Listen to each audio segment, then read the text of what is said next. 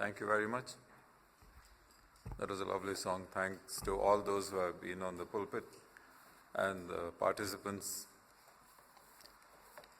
So the title for the message today is The Holy Scriptures. Shall we ask God to bless us as we study God's Word? A merciful and loving Heavenly Father, we thank you, Lord, for this opportunity to worship you. We thank you, Lord, for giving us the Holy Scriptures as a guide of our rule of faith and practice. Help us, O Lord, to honor thee in our life and live for thee. This is our prayer in the most holy name of our God and Savior, Jesus Christ's precious name we pray. Amen. So it's lovely to be back here and worship with everyone. We also are very happy for those who join us online for worship. So today's topic is the Holy Scriptures. Going back many years now, this is 1988. I got my first salary in February 1988. That was just half a month. We started in the middle of the month, started on February 15th. So the first purchase that I did of my first salary was a Bible.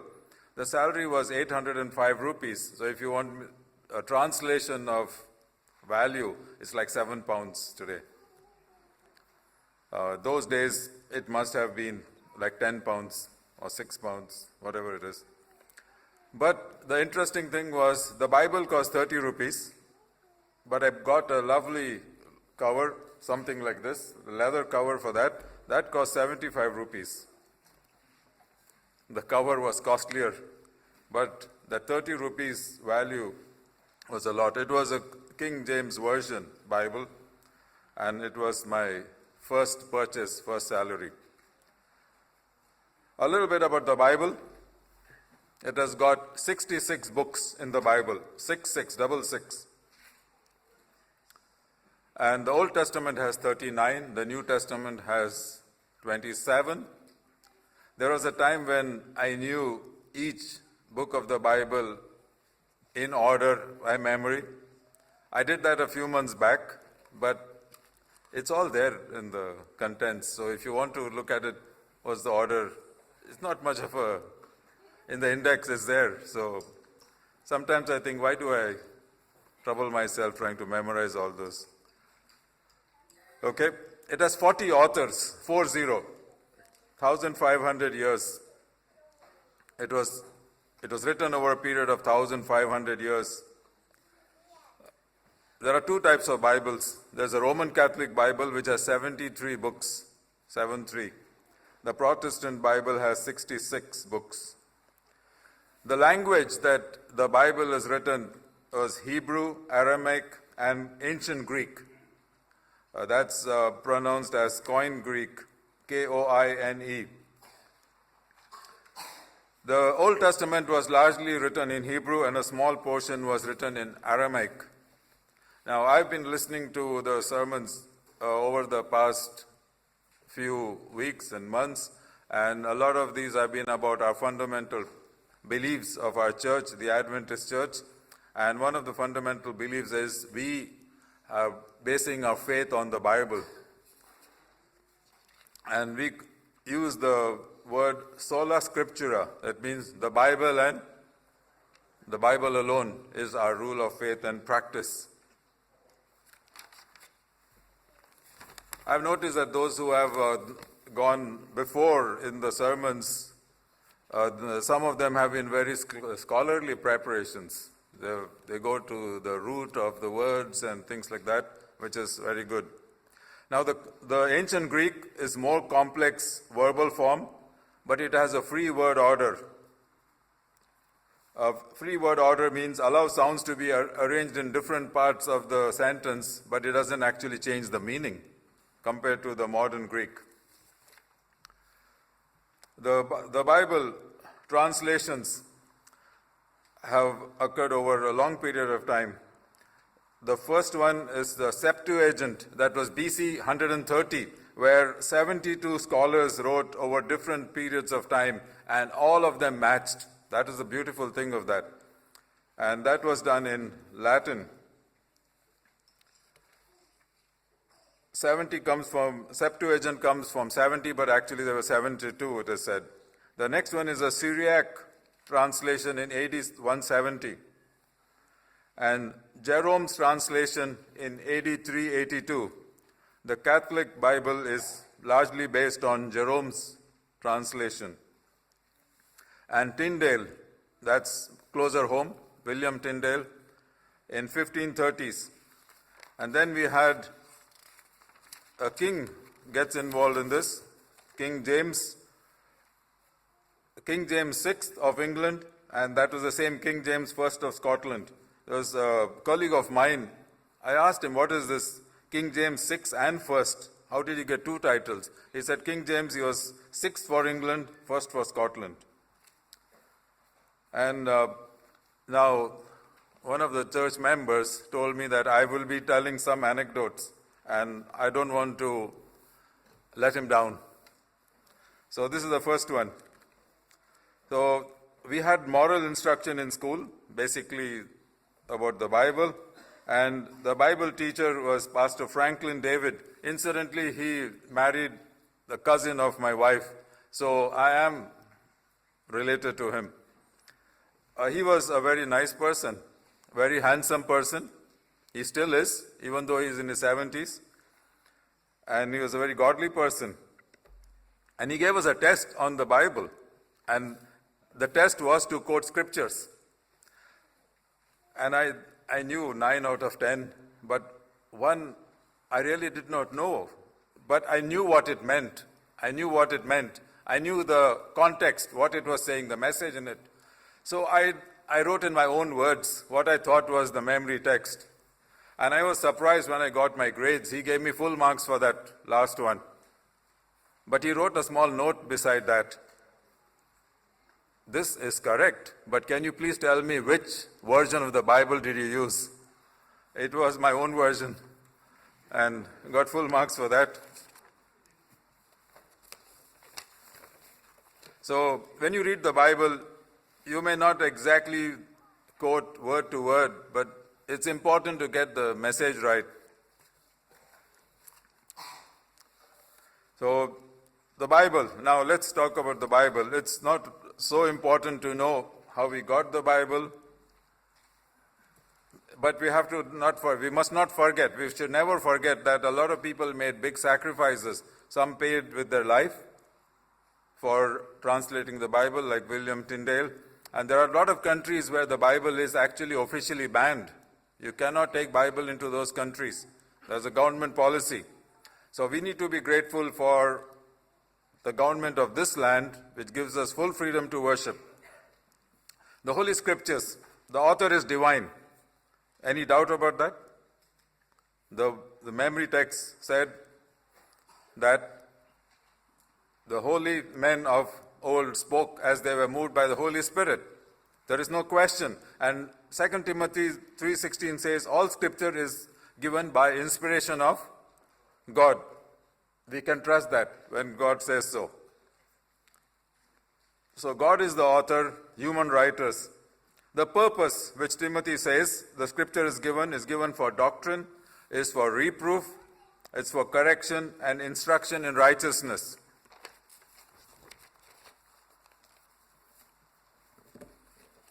There is so much material I've prepared. I'm trying my best to fit it into the time. But if it just goes a little bit over time, please bear with me. The shortest sermon I ever did was 9 minutes. That was with translation. Imagine. Only 4.5 minutes.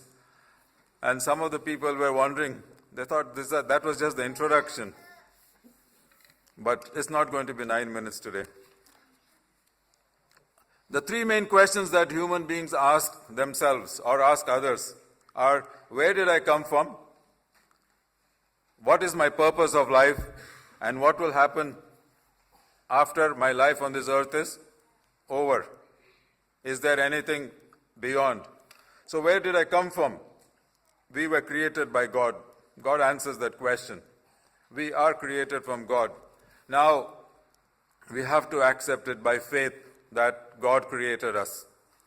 God has not left any DVD of this original creation or a video recording or stills of that, but He has written it in the Word that He has created us. We just accept it.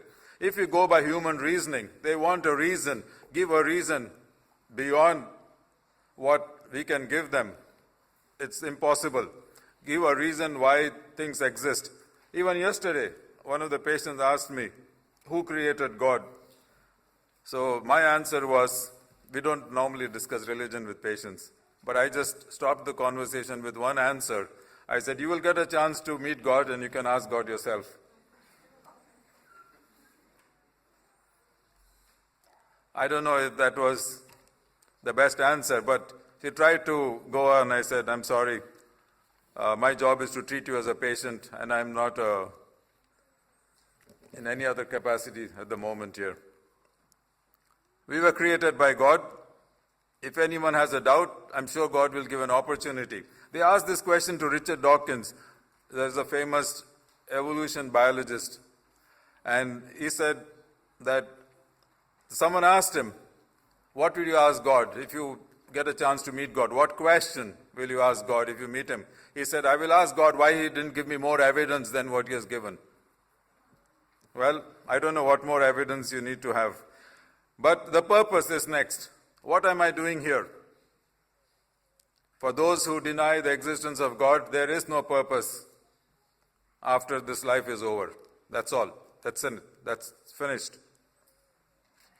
This life is for us to prepare for the life that is to come. That is our purpose. We are here to glorify God in our lives. That's our purpose.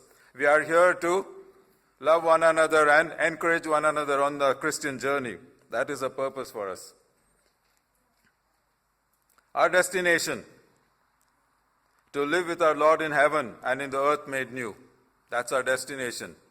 We will meet everybody from Adam, the first person, Adam and Eve, to the last saint of God that is saved in the earth made new.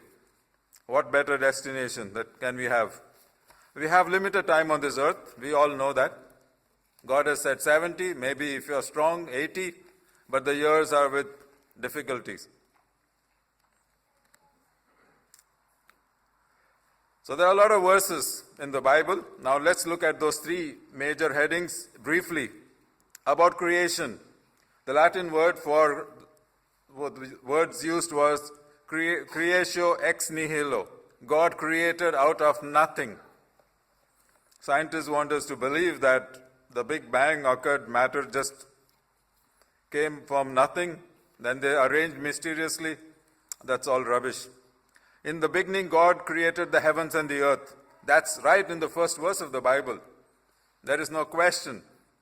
And in the end of the Bible, it says, I will make new heaven and new earth. In Psalms 33, 6 and 9, we were required to memorize this as we were growing up in the Christian schools. By the word of the Lord were the heavens made, and all the hosts of them by the breath of His mouth. Verse 9 says, for He spake and it was done. He commanded and it stood fast.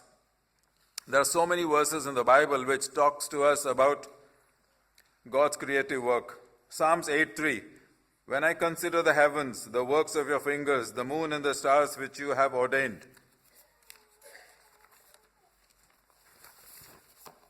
Psalms 19:1. The heavens declare the glory of God, and the firmament showeth His handiwork.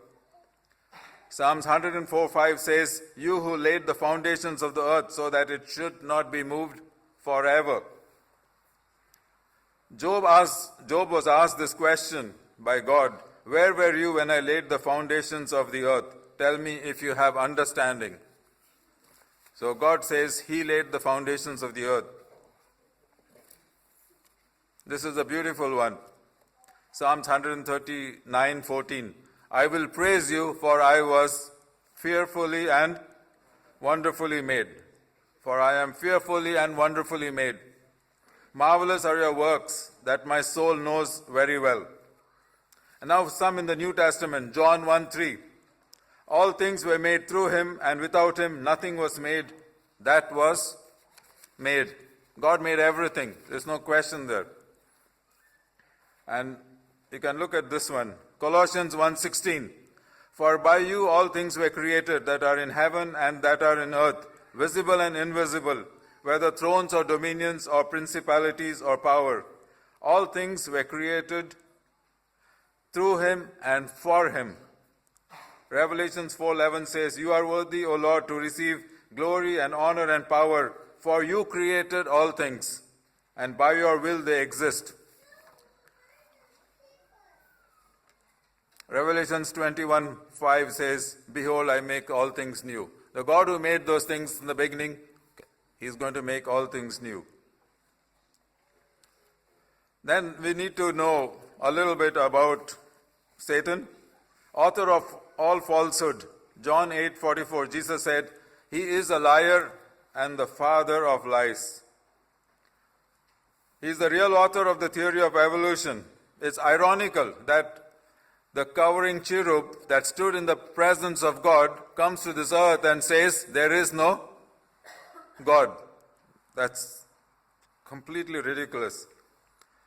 Those who have your Bibles can turn to Psalms 14:1 and Psalms 53:1. If you like to, it's a simple verse. I'll read it for you. The fool says in his heart, There is no God.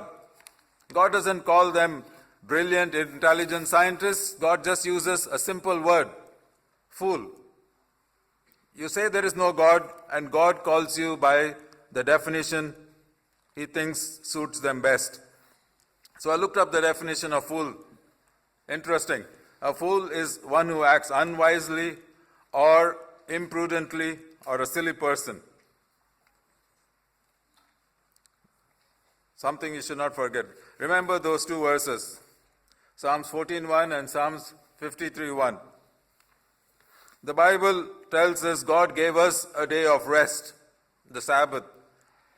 It's a rest, a physical rest, it's a spiritual rest, and it's a rest which reminds us that God's salvation is rest from this life of sin.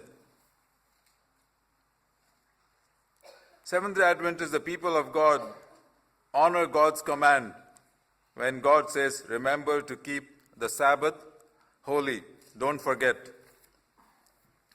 Proverbs 22:6 says, train up a child the way he should go, and when he is old, he will not turn from it. 1 Corinthians 13:11.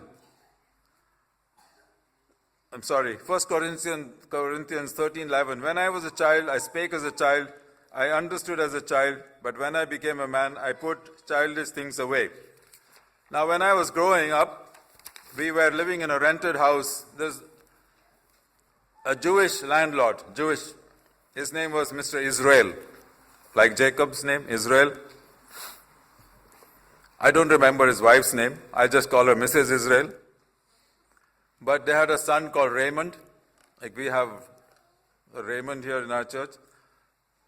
And a daughter called Naomi. And for some strange reason, I was there from the age of 4.5 months to the age of about 10 years. We left 1 month before I was 10. So one fine day, this man, Mr. Israel, comes and asks me, tell me who's the God you worship? I was less than 8 years of age. And I said, simple answer, Jesus. He said, is there anybody else you worship?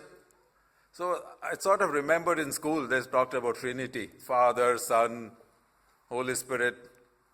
I said, okay, he's asking me a question, I need to answer. I said, yes, we worship, there's more. He said, what's that? I said, Joseph. And I said, that's all? I said, Mary. So he was perplexed. So I thought, this is Trinity. So nobody ever has given such an answer, I think. I think that was original for me. Father, Mother, and Son. But, when we were children, I don't know, if I had called 3 children randomly and asked them, whom do you worship?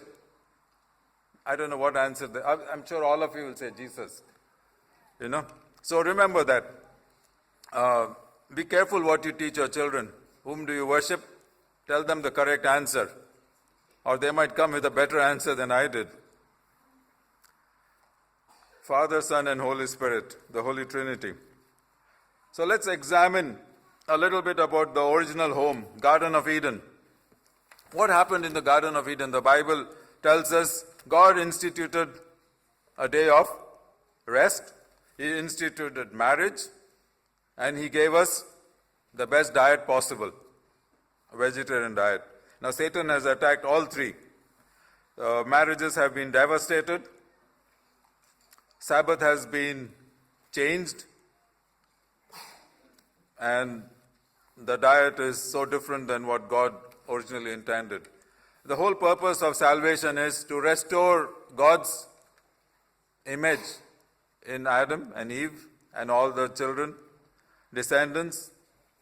And we can be sure that when we go to heaven, God will restore us the best diet.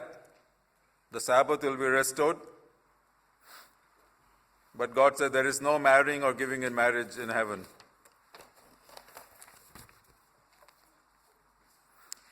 The Bible tells us about the origin of sin, the fall, and the devastation that it has had on this earth. Every day when we are in the hospital, we see the devastation in terms of illnesses, accidents, and people who should have lived much longer are not able to because of serious illnesses that they have. All those who have good health, we need to preserve our health, keep it good in the way we eat, the way we drink, the way we take care of our bodies by rest, for exercise, and everything good that God wants us to do. The Bible says God does not take pleasure in the death of sinners, but He wants everyone to come to salvation, to be saved. He has given us the Holy Scriptures. Psalmist says, "Thy word is a lamp unto my feet and a light unto my path." If you want to be safe in this world of sin, we need to read the Holy Scriptures regularly. Between O levels and A level, in a period of 3 years, I read the whole Bible three times. And since then, I read different portions as I can. David said, "Thy word have I hid in my heart, that I may not sin against thee." That's Psalms 119:11. Thy word have I hid in my heart, that I may not sin against thee. And this is what Jesus said in John 5:39. "Search the Scriptures, for in them ye think ye have eternal life, and they are they which testify of me." The Scriptures testify of Jesus. The Scriptures give us hope. There is a better future coming. It guides us. It comforts us. It says, "Fear not," 365 times in the Bible, "fear not." And that's one fear not for every day of the year, except for leap year. Read that twice. Fear God. Fear of the Lord is the beginning of wisdom, but fools despise knowledge and understanding.